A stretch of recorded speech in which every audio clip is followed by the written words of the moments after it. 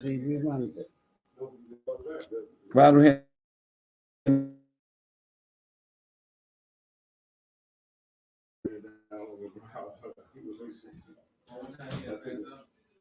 I don't hear nothing. 1 second.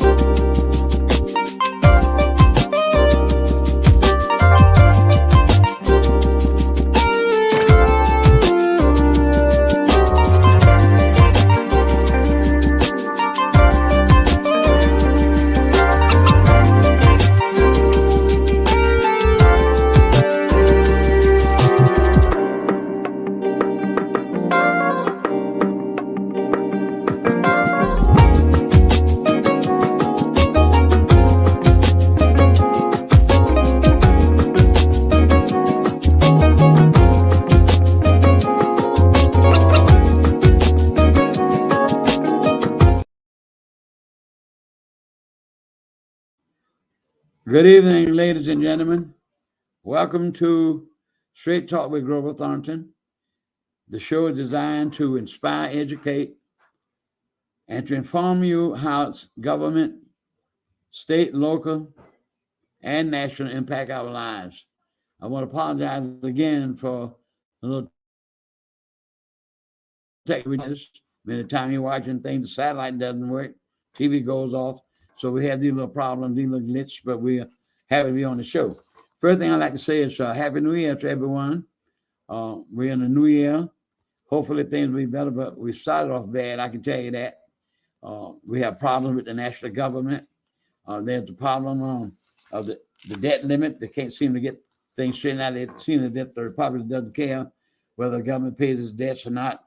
We do have a lot of debt. We have debt of $35.5 trillion, $35.5 trillion worth of debt that the government owes. You're talking about cutting Social Security, talking about cutting Medicare 5 years. They want to renew it. And Social Security was started in 1935 by President Roosevelt. And it's to keep people from at least having to be able to put something in their bellies to eat. And the Republicans have never cared about anything. And it's disgusting to me how the American people sit down and allow the Republicans to take charge of the Congress after all the wonderful things that President Biden has done, and the Democrats. I can believe it. They thought they're going to have a red wave of 65 votes, but they only got 7, I believe it is. They got one joker there. Santos lied. He's a white Herschel Walker. You had a black Herschel Walker lying to the people. Now he's a white one lying, showing that the color of the skin has nothing to do with a person's character. If you know good, you know good. I don't care what color you are. And they really have this country in a mess. Now there's a mess with President Biden by having documents in his car. However, nobody can equate the same two things, parallel the same thing. Trump lied. Trump said the document, they had to get a subpoena for the FBI to search to see whether what he had. And of course, the FBI put them all out so people could see them. He had them in a desk where anybody can open the drawer and look at them. But Biden did have them in the car, having a lock and key in his car. And he should not have had them. No question about it. It was a sloppy situation with him. I'll tell him to his face. You knew that when you became president, you ought to know what you had in your office. But one thing was that they turned him over immediately to the archives. Trump said it belonged to him. So that's the problem that we have, and I hope that we can get that straight. But the Republicans are looking for something, and they're trying their best to parallel that situation with Trump, with Mr. Biden, and the two things are diametrally apart and they're different. Also, I want to say that we were surprised to see about these taxes. The hands run the government paid no taxes. 2 years they didn't pay $750 or one. Sometimes he didn't pay none. How you gonna be the president of the United States? All the people paying the taxes and he's not paying, but the crazy people are putting. They're going right away like a man like that and try to run for president again. You need to be in jail. All these other people are going to jail. Look what happened in Brazil. Mess around, they arrested 1,500 people immediately when they tried to overturn the government. But we're messing around. They're scared of Trump. Why should they be scared of him? If they put enough people in the jail, okay, you already got the Oath Keepers head man. He's trying to appeal. He got about 15 or 16 years. Now they're about to try the Proud Boys, and I hope he get the same thing. That's what they need. All of them. I don't understand. And I tell the Attorney General to his face, Mr. Garland, that's the name. Mr. Garland, if you don't put this man in jail, your name is going to be mud throughout history as long as this country lives, but people read the history. He need to be in jail. That's what he need to be. Discuss it with this country. It's getting worse. Also, now you got people also on the national level. They want an investigation. What I can't understand about the American people, McCain back in October, if he won the speaker's seat, he's going to have investigation.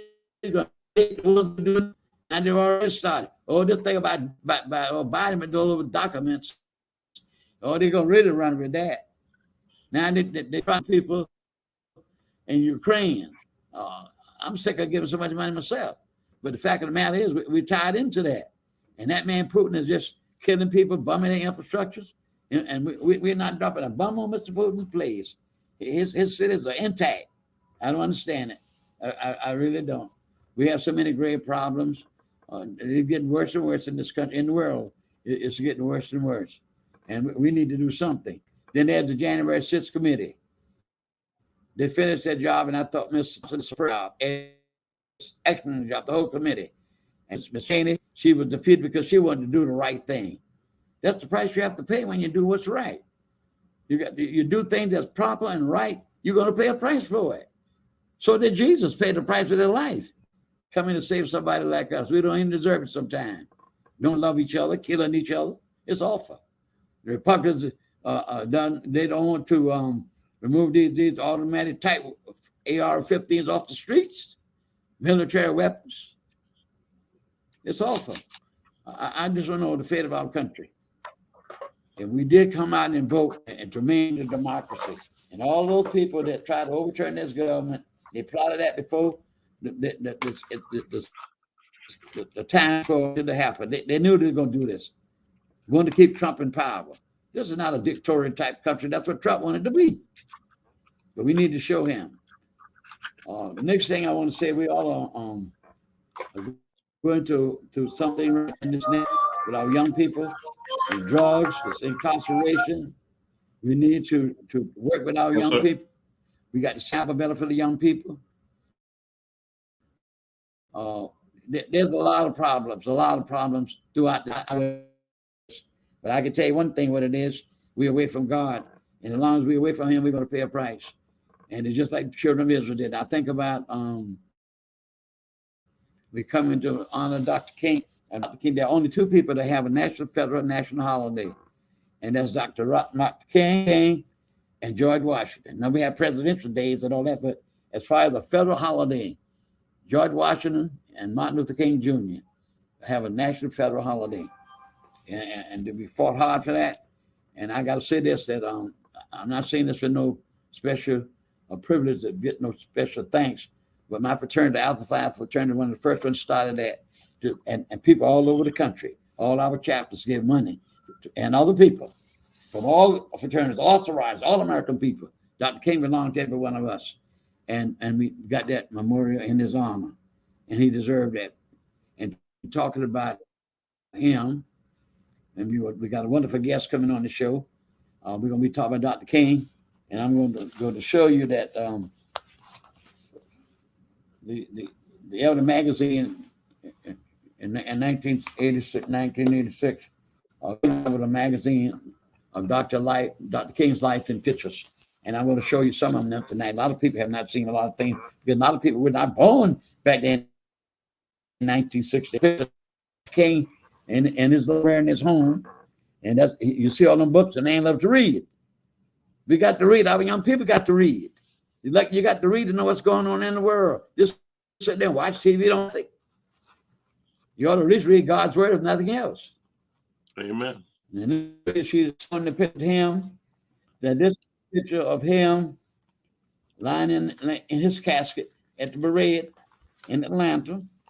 And there's a casket drawn by the horses. That's where he lying in the casket. That's what during the parade they had this massive parade in Atlanta honoring him. It was a sad day in America. Very sad day, April the 4th. That's another one we're going to show. And I'm not seeing this. They don't show this anyway to the people. Now this is Dr. King on the balcony at Lorraine Motel in Memphis, Tennessee. And he was standing on that balcony. Jose Williams, 2 or 3 other people. And the shot came from over some rental house, rundown place. But I still say this. That man did not, he was hired to do what he did. Earl Ray shot the man, dropped the rifle, they find it and all of that. But how a poor man like him running around robbing drugstores and convenience stores, where would he get a whole suitcase of money when they arrested him? When the FBI got him, where did he get a whole case of money? But I'm going to tell you, the book I have in my library here, I read the book about the dreamer, and man said one thing, and I say this, and I believe this the day I die. The government killed this man. Our business people, let me tell you, they lost 3,000 helicopters in Vietnam. 3,000. And one of them probably called over $1 million. 3,000 helicopters. If Dr. King marching all in the street, they could have said minutes. But when he started talking about the Vietnam War, where people suffering in this country, people are hungry, the richest country in the world. I'm looking at the TV every day. They're talking about feed American children. I don't understand that. Why should any child in America be hungry? The richest country in the world. Why should they want people with illness and mental problems, sleeping on the streets in Los Angeles, all around, sleeping on the street, cardboard boxes and wrapped up in plastic, trying to sleep on the sidewalk. It's ridiculous. And one man is worth $129 billion. I can't believe that. But anyway, these are some of the society problems that we have. Now look at this massive group of people that was at his funeral in the streets. The massive group of people. And now, I want to, that's the last how many more we have. Because we're going to be past 8:30, and I've got to make up that 15 minutes lost tonight and get started. So I'm not going to let that worry me. Next thing I want to show you, this picture here, it's how black folk got together in 1955. The boycott of Montgomery, Alabama. People work as a team. They walk to work. They had carpools to work, and that was one of the demonstrations. Now, a few of the things that Dr. King said that was very important to me.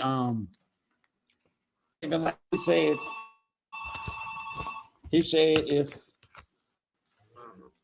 Dr. King said that, and he had these words that he stated. He said, I would love to live to be 90 years old, but he was 38 at the time. But he said, if you're 38 years old and you see things are happening and you're afraid to speak, you're afraid to have a cause, a strong principle, to take a stand, to take a stand, and you're afraid, you'll be 90, but you were just a dad at 38. One of the things he said. Another thing he said was, one of his main quotations and statements was, truth crushed to the ground will rise again. And he also said, The moral arch of the universe is long, but it bends towards justice. These are the things that Dr. King stood for in his life, and that he gave his life for his people. He was like a Moses. When Moses led the people out of Egypt, and what did they do? All the wonderful things God showed them, all the miracles, turning the water into blood, the flies, the frogs, no water, all of that. And they still turned around when Moses went up to get the 10 Commandments, and they started worshiping a golden calf. I can't believe it, but that's what they did. And yes, think of black folk parallel as a metaphor towards this. God led us through Dr. King, NAACP, a lot of work, a lot of people lost their lives. And what did we do? We the golden calves of drugs, black people, incarcerated, many of them. The golden calves are not getting involved in the community for voting. They don't get the education. They started these rap music. I have a lot of respect for some of the rap music, very nice, but not the type that bring down black women. And all type of evil things about the own race of women. How disgraceful, how disgraceful. These are things we got to do as a race of people. Now, I'm going to be talking about Black history next month. I think I'm going to be talking about Black history. And I'm not going to take more than 2 months to talk about, 2 to 3 months. Segments on me talking about the black race. I'm going to be honest with you. Because we got a lot to do with shaping ourselves as a people. These guns and this killing. Like one weekend in Chicago, 100 people shot, dead. Unbelievable. Now, I wanted to say these things because that was just the beginning, honoring this great man who gave himself a life that he could have lived longer, but he decided to do what was right. 30, 40 times in jail. And he wrote a letter, which the Black history, I will be showing you some of the pictures that I have on my wall in my office about black folk. And I have a frame of the picture that's really showed Dr. King's letter that he wrote from the jail. And how the ministers in Memphis came down and discouraged him. They thought they discouraged him. About March. And he went to Memphis because men who were garbage workers did not have a living wage. The greatest country in the world, people do not have a living wage. It's unbelievable.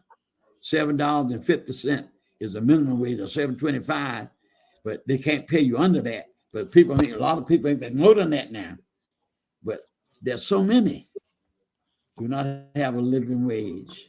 And America has never been equal and fair with the distribution of the wealth in this country. Never. And when Republicans saw that trickle-down economics with Bush, Reagan, that trickle-down economics, a lot of people suffer. We really have children hungry in America. Senior citizens living terribly in the richest country in the world. I can't understand it. But how can we make that change? We got to be willing to get out and vote. That's the only thing. As black folk, we don't have no money as a race of people. No race in the world has accomplished what we did from the time we was in slavery. We had to fight slavery in 1865, and the 13th Amendment did away with slavery. Then here comes 1877 with Dred Scott case. Then here comes the 1896 separate equal case, with against black folk discrimination for 58 years. From 1896 to 1954. 58 years. And we know what? We are still struggling in this country. Still struggling. Racism. Now they turn into the Jewish people. Unbelievable. God is getting tired of this, I can tell you that. I'm tired of this. America put on the front. When I read the other night from the book I was reading about World War II, and where the Jewish people just slaughtered. They slaughtered out of 6 million Jewish people they killed, the Nazis, 1 million were children. Would you believe that? 1 million were children. And I'm going to be talking about slavery. Into this, we cannot overlook these things. That's why they do not want you to talk about the race theory, because they do not want the white children to know how dirty, how low that they treated us, not as we were not human beings made in the image of God. We were men just like them. And white women to me just like black women. And they took advantage of black women. Took advantage. Young girls took advantage. I get sick about it when I see it. When I be reading, sometimes I want to cry. To read and see the thing they did to black children, black people. One black woman had to come down to Ruby Ridge, teach one black girl. They took all the white children out of school to the color of one girl's skin.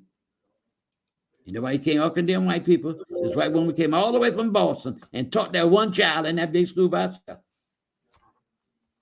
So we have a lot to do with the race of people. And I don't have to come down with something about people. I'm telling y'all way in advance.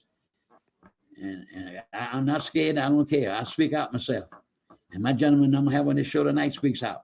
And that's the only way we're going to get something done.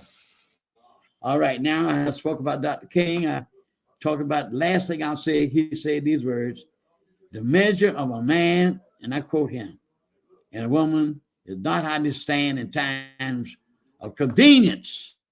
Yeah. But how they stand in time of courage and challenges. That's when you can see the measure of a man. And like President Kennedy said, that the best example of a good man and a man is things that produce. That's what makes a good man. All right, now let me get ready to come to my guest here tonight.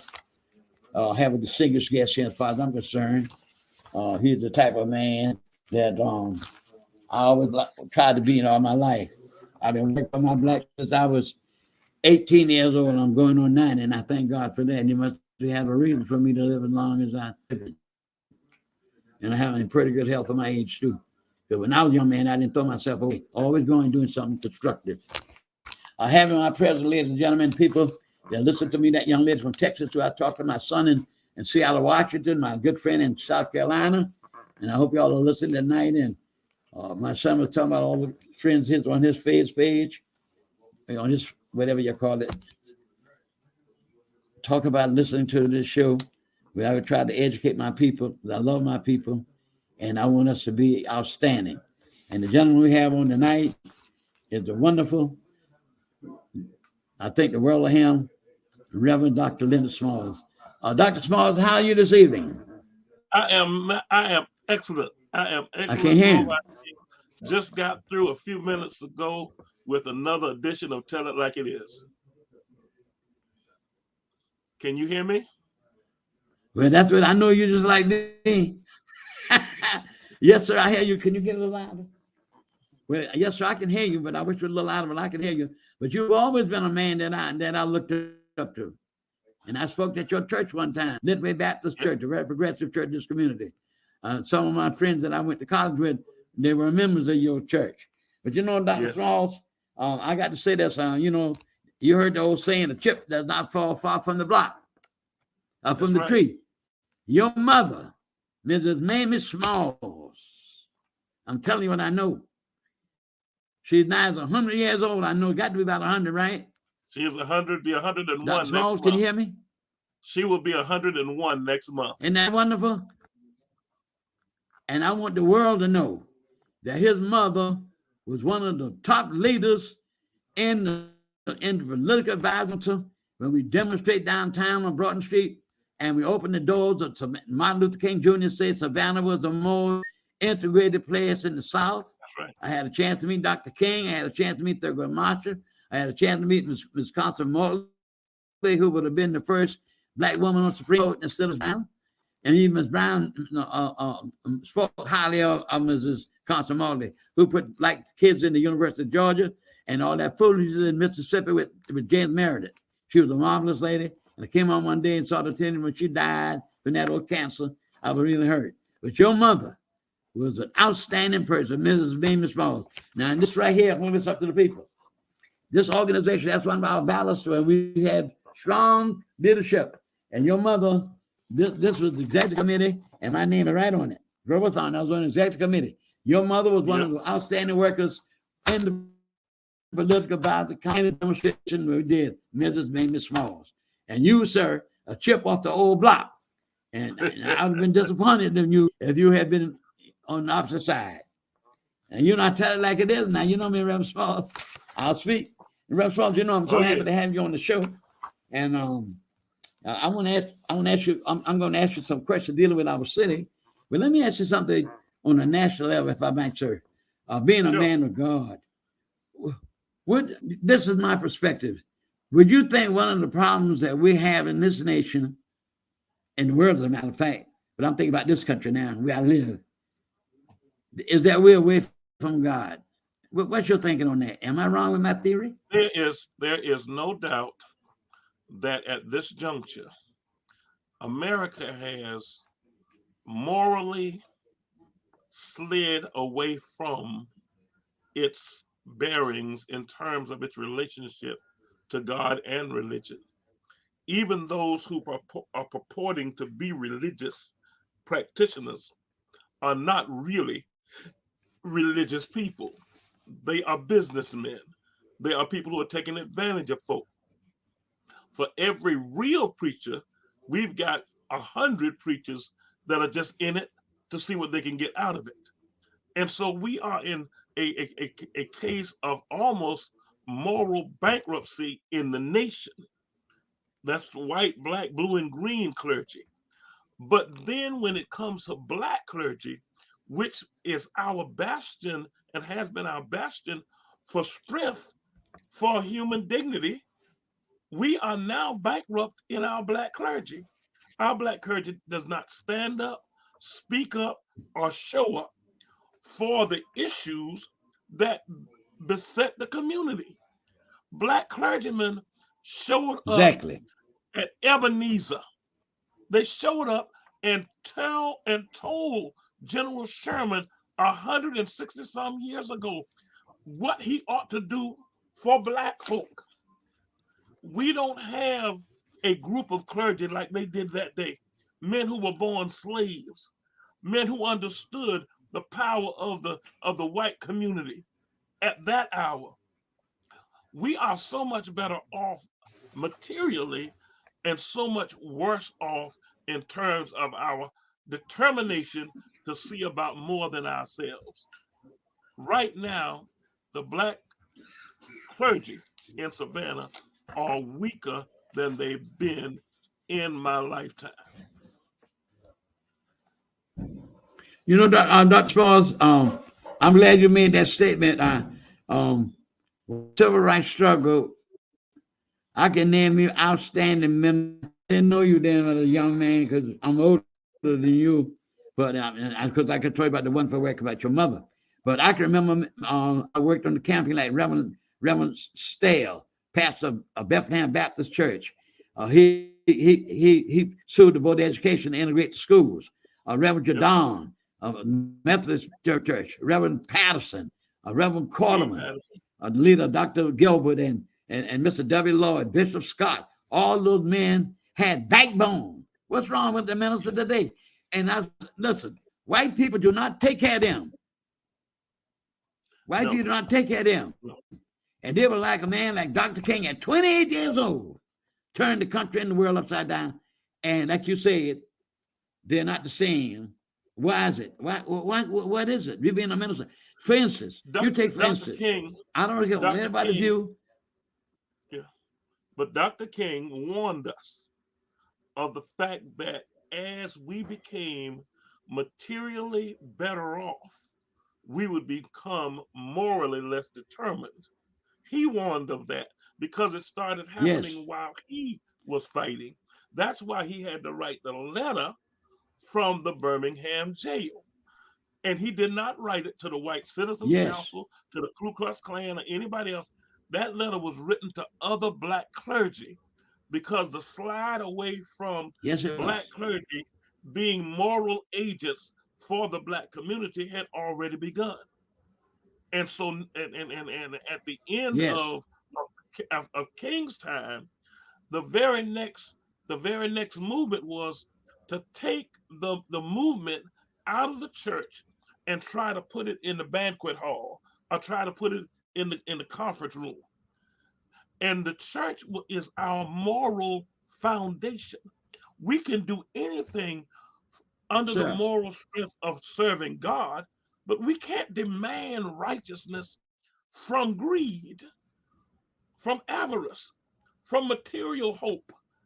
The difficulty is people with no money, and I'm going to say this, the average pastor now has a great front. He drives a new car. He lives in a cul-de-sac, but they don't have any money. They literally, they're from paycheck to paycheck. And they've credited themselves in the holes. And so they feel like they can't speak because anything taken from them will be a disaster. Whereas if, like you said, I grew up in a house where I was taught to have something, to save some money, to not need the system. So for the last 30, 40 years, I haven't borrowed any money from anybody at all. I don't buy fancy cars. I don't buy houses that I can't afford. And so we've been able to amass rather than have to beg. So that independence and the fact that Litway Missionary Baptist Church is a sure place for me to pastor from. Litway supports my efforts in the community. Litway. That makes the big difference.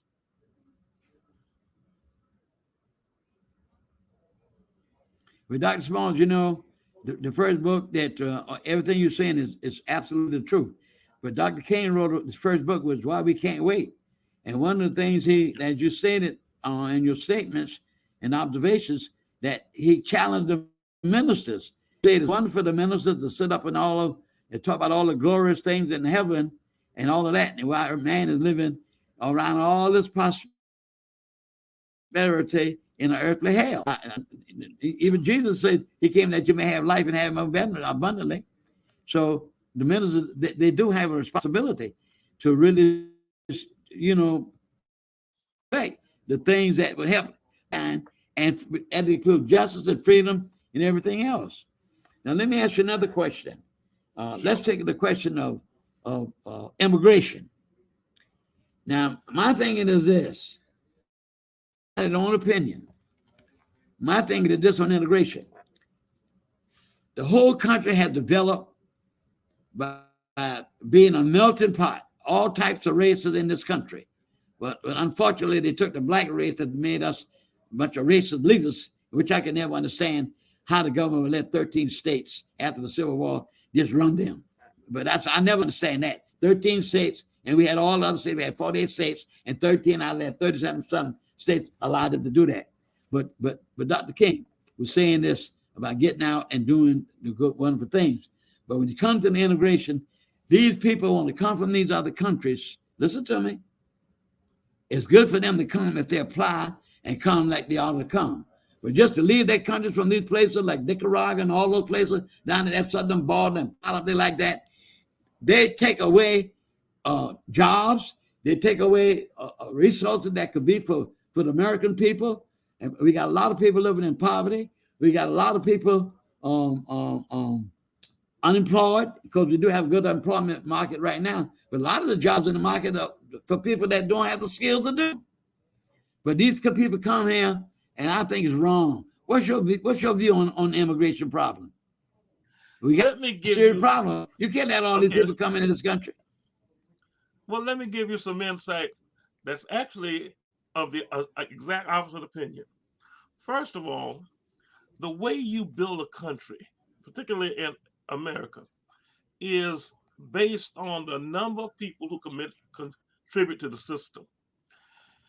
If we brought more people in that were young and willing to work, and we allow them in and get in the system, that would have more people paying taxes, not less. We'd have more workers working and paying into the systems like Social Security, Medicare, Medicaid, and all that. Let me give you an extraordinary fact. The nation that inviting the most people to come in as immigrants is Canada, because their culture is growing old. They need more people to work and pay taxes to supply the people who are now on their equivalent to Social Security. The reason we're fussing this thing about Social Security is if you got more workers working, paying Social Security, then the Social Security fund will flourish. But keeping people out of the country and having them go underground to work off the books is not helping. Besides that, Black folk and No, white it's folk not. No. we're not going to do the menial labor that these people are willing to do and do well. And so I am of the That's true exact too. opposite. I'm of the exact opposite. Open the borders. Bring me your tired, your poor, and anybody else who wants to come and build the nation, because you need people working, paying into the system, and the more you have, the more will go into the system, and the dynamism of adding workers instead of keeping the people out. The reason that argument is being made has nothing to do with them coming, taking Black folks' jobs. The reason they don't want immigrants in this nation is because the white population will become a minority within the next 20 years. They already know it. And the more immigrants come in, the less percentage and the less self-determination whites will have. That's why the insurrection took place. They want another form of government that doesn't depend on citizens and votes. They want a form of government where if we are in charge and we're in power, we can execute our will. It's not about people coming off the border undocumented. The thing is, they don't want this nation to become a nation of all minorities. The white people are still the majority of our citizens. They are fast over the next 30 years, 20 years or 30 years, they will simply be the largest minority in America. That's the issue. The issue is not. That is true. The minorities and African Americans. They don't want more immigrants because they will lose self-determination. End of story. And I tell you something too, doctor, on this abortion issue. That's, they have the leadership as far as the majority of people in the country now. But these white women, they don't want no bunch of babies, and they want to stop these Black women from having a bunch of babies. But see, they don't come out and say these things. You got to thinking and reasoning about it. If they stop the white women they got the majority of the leadership now as far as the population. But white women and Latino women, they keep having babies, and so they got to stop them. So because the white women ain't gonna be having a bunch of babies, and they say in 20, 30 years they'll be the minority. Well, look what happened in South Africa. The Black majority for many, many years, and the minority was ruling the majority to Mandela. And Freedom Mandela, what they do? Threw him in jail for 27 years. But that's exactly the point I'm making. Is now, exactly I'm asking, sir. Yeah, go ahead. The point I'm making is exactly this. The issue here, as far as Trump was concerned, the issue as far as the Republican Party is concerned, this is a simple issue. They are not going to be able to maintain control of the nation, because even when they have more money, money doesn't vote. People vote, citizens vote, and every baby born from an illegal immigrant, if that baby is born on American soil, that baby becomes an American citizen no matter what the status is of the parents. They know that. They're trying to lock up the border to keep them babies from being born on American soil and becoming American citizens. That's what I just said. Yeah, that's what I say. The only thing I'm saying is that when let the immigrants come to the country legally. I'm not saying don't let the immigrants in I got because a a question. lot of times, a lot I of got a them they question. come No, here. I got a Yes, question. sir. Do they stop Yeah, any European? Do they stop any Europeans from coming here and staying? I can't Do hear they you. stop Say that any? again. Do they stop any Europeans from coming to America and staying? No, sir. The And answer now I is agree no. with you there. I agree with you, Okay, and I said well, this if they're too. not When they had stopping the the unrest in Europeans, Haiti, don't stop. If they're not stopping the Europeans, don't stop the Venezuelans. Don't stop the Guatemalans. Don't stop the Mexicans. If you're not going to stop the French, if you're not going to stop the Italians, if you're not going to stop the Russians, don't stop the people from our southern border. that's That's true. Mamie. Just like, for Mamie instance, too, said that. when they had all that unrest in Haiti, and they can't stop them trying to leave from all that unrest and confusion and killing, what did they do? They turn them back. They made them turn around and go back. So that's all I'm saying. I had Yes, one they more did. question I want to ask you. But they did that because they were black. They did that not because they were Haitians Yes. or not because they were immigrants. They did that because they were No, black. they're black. Oh, they did that because they're black. Now, what? Now, let's look at the economy a minute about the wage. I did a research on by calling. I didn't bring it with me tonight. I'll talk about it some other time, but I had it broken down, or what a House of Representatives person made by the hour and by the month, by the hour, and I compared that to what the average citizen was making. It's unbelievable how much money they make and how much money they make an hour. I didn't have it with me. It's terrible. But they don't want to give you $15 for minimum wage. Because if a young man and a young lady marry, and both of them are working, and a $15 an hour would give them $31-something thousand a year, then both of them would have an income of $67,000 a year. They could qualify for a house. You could never qualify a house with no $7.50 or $12 or $20 an hour. You see what I'm saying?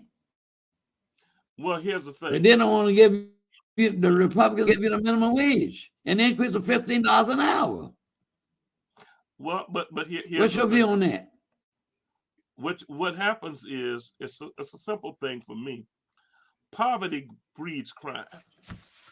Poverty breeds additional desperation. It's not based on race that we have more crime in the black community. It's based on poverty. When in the 30s, Lucky Luciano, Meyer Lansky was Jewish.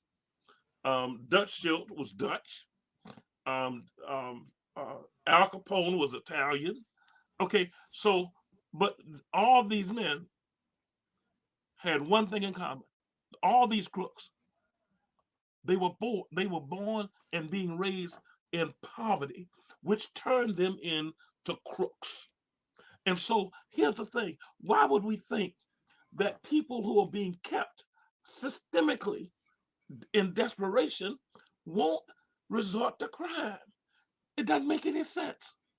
And if you keep a person, if you're working and you can never get ahead, you can never keep up, you're watching your mother suffer, you're watching your sisters and brothers suffer, you're gonna try something. If you're any kind of young man, you're gonna try something, you're gonna take a chance. And you shouldn't, but you do. So the way we can stop these things, we've got to make mechanisms for upward mobility. Today, not yesterday, not last week, today, I had two young men with me, both of them ex-offenders, who work with me on the float for the Weeping Time for Martin Luther King Day Parade. These young men have been working with me for months, okay, on different jobs, doing different things. They're good workers, but they can't get ahead on a regular job. They can't pay their bills on a regular job that they can get. So we've got to come up with mechanisms for upward mobility. And we in Savannah, we do have a chance to really change things. The logistics the fundamental logistic landscape in Savannah is exploding.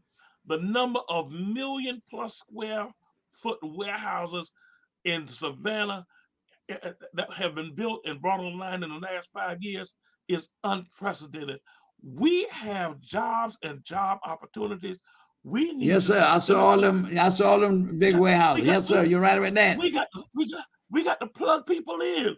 We got to set up the mechanism to take these kids from off the corner and put them in the warehouse where they can make a living and pay for their children to go to college. And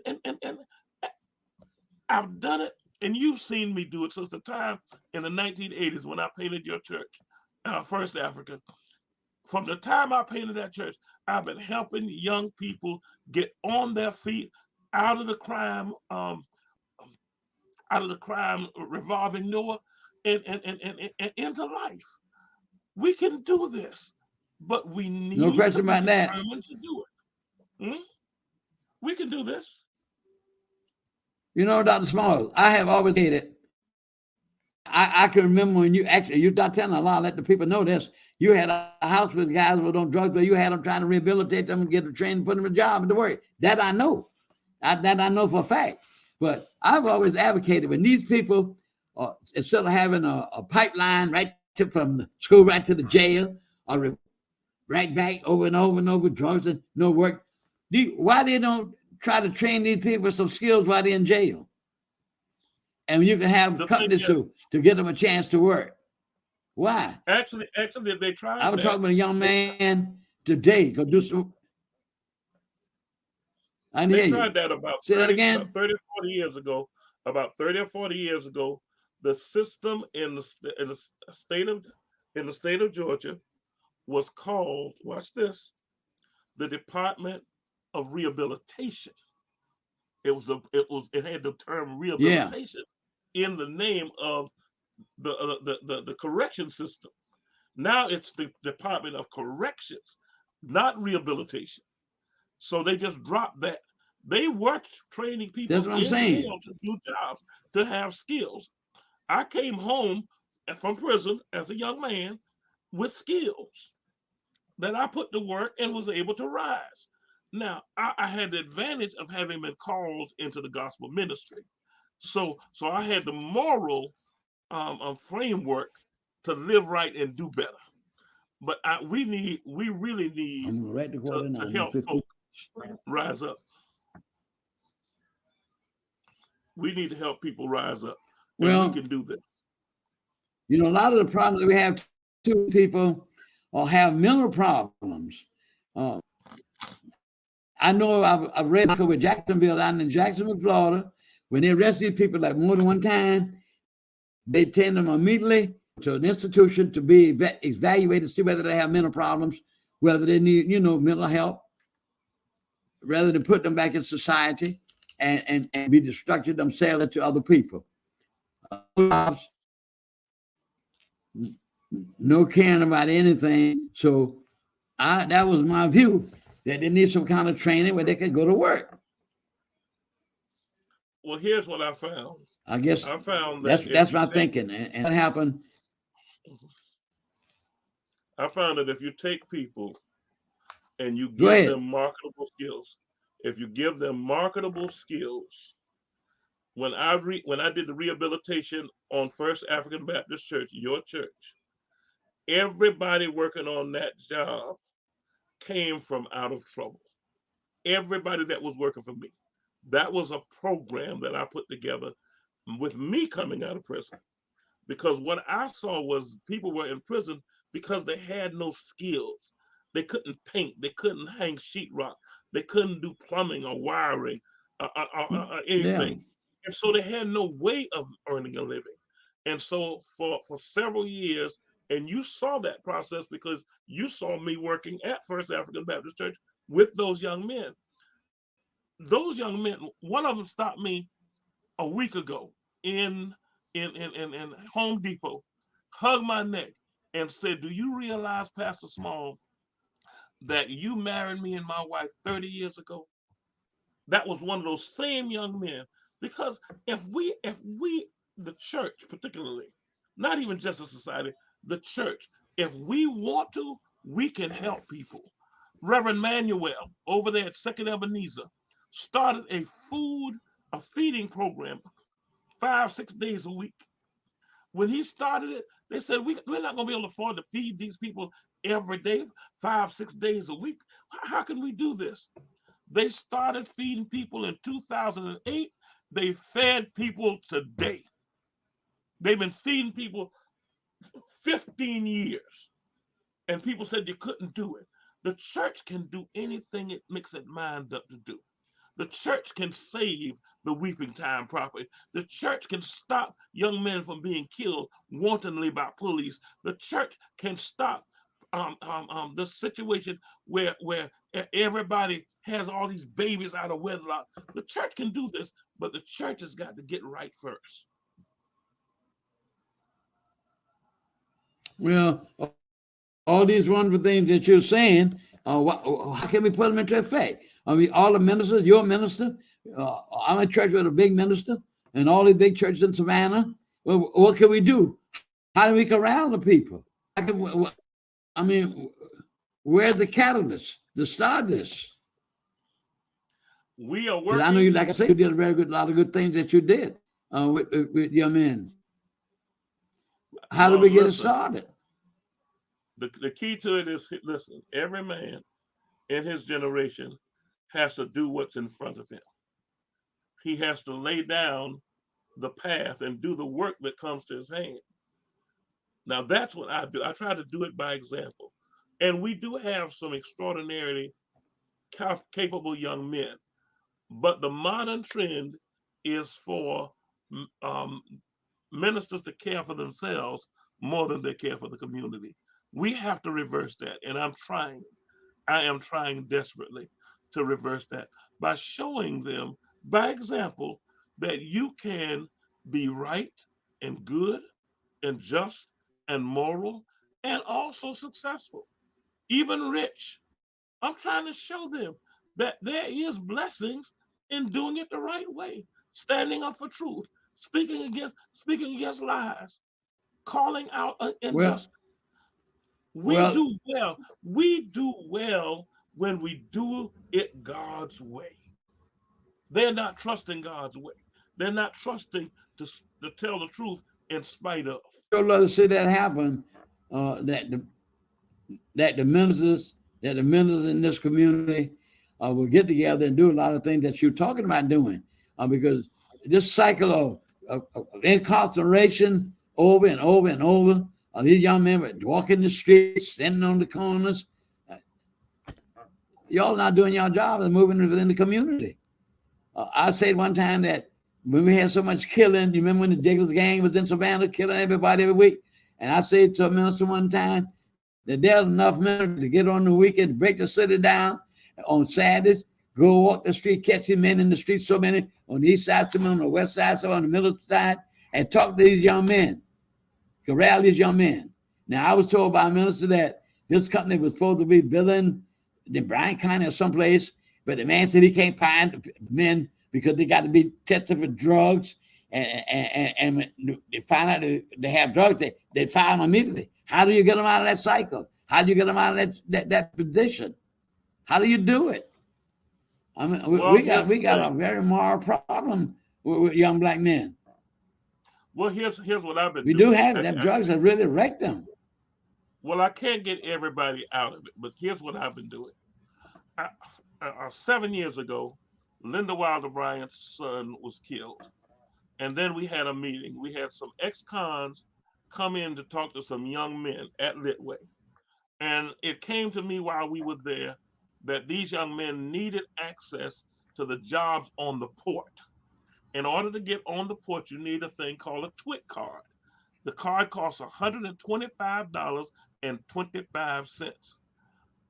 Coming out of that meeting, I started buying young men TWIC cards. I've been buying TWIC cards now for 7 years. Of the people that I bought TWIC cards for, we had one guy go back in on a misdemeanor probation. And we had one guy go back in on a regular misdemeanor, something he did in a fight. Other than that, these young men and women that we bought those trick cards from, they're working on the riverfront. They're making that $18 and $19, $20 an hour. They've got longshoreman cards. This is not hyperbole. This is not a theory. This is a way to do it. I've told the chief of police. I've told I've told everybody. Now I saw this guy says it's not ministers' fault to do this. It's not ministers' fault. It's parents' fault because they are not teaching at home. They are letting them do what they want, and to some degree that's right. But here's the thing: if you got a toothache, you need a dentist. If you got a footache, you need a podiatrist. If you got cancer, you need an oncologist. So no one human being or no one part of a human's life is sufficient for a human.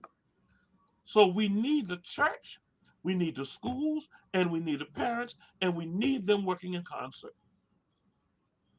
Now, I'm going to do my part everywhere I go, where I have influence. But here's the thing. We spend $100,000 for one person, and we call them the guy who's the woman who's going to deal with violent crimes. We've hired these people over the last 6 or 7 years. They haven't touched crime. They haven't touched crime. If you take that same $100,000, you can buy 1,000 twit cards and reduce the crime in Savannah by percentages. Just buying them cards. That's not theory. See, if a lot of ministers got with you,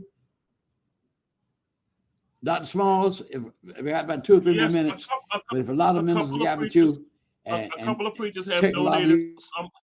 A couple of preachers have donated some. Maybe you need to call a conference with a lot of the ministers and say, a lot of ministers together.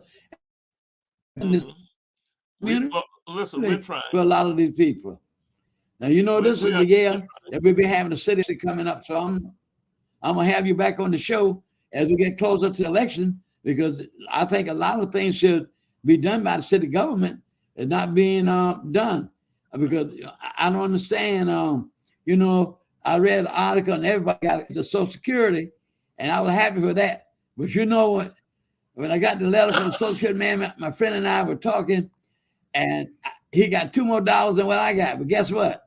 I get a letter to the mortgage company raised my mortgage payment. So therefore, when I look at what I got from Social Security, I net by $12. See what I mean? But that was a good thing you talked about, sir, really, putting these people to work. So I want to thank you for being on this show, because you made a lot of good comments tonight, and I wish you would commend us this and see can y'all get this thing universal and get it off the ground. And I'll always be grateful to you, because I got my first start working in mass communication some 20 years ago. And I went from there to Chester Dunham show, and then I have this online show. And I'm grateful to you, because you've been a person. I hope you'll see Savannah, listen to what he said, the things that he did with his own money. What he did with his own money. And every time I get together and do some of the things that you have suggested and what you did, we make a better community for our young men. Because I hate to see our men just growing incarcerated. My only 2 boys got involved with that mess. But thank God I'd raised them in church. They changed their whole lives over the last 15 years. Peer pressure. These are things that we got to work with. Reduce pregnancy. That's another problem. Let me give you one more thing. Then another thing I say to the parents. Yeah. You have to do one more thing. You have to give equal opportunities. A young man went before city council today or yesterday. A young man went before city council to try to get a license to do business. Now, I'm against alcohol, but it was for an alcohol license. We have 600 and some alcohol license in the city of Savannah. We have less than 10 that are African American. That is an atrocity. in 2022. We've got to get the playing field even. For the city council to turn that young man down the third time when he's trying to do everything he could, that's just wrong. Did they give a reason why they turned him down? Well, did they give a reason? Did they give a reason why they turned him down? Linda Wilder Bryant said she talked to the neighbors and they said they Say that again. Linda Wilder Bryant said she talked to the neighbors ridiculous. and the neighbors said they didn't want it.